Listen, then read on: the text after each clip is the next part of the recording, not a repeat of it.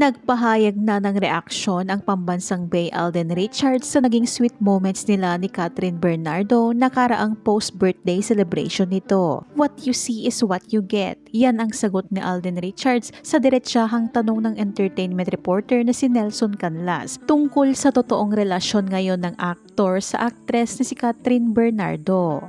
Sinabi ni Alden na inimbita siya sa post-birthday celebration ni Catherine.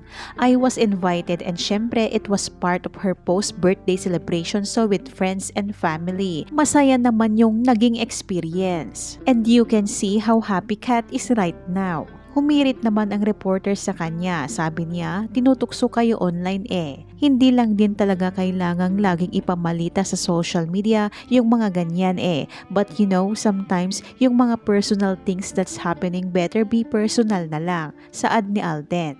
Matatandaan na nagtrending ang dalawa sa tila magkasintahang galawan nila nang sorpresahin ni Alden si Catherine na may dala pang bouquet of flowers.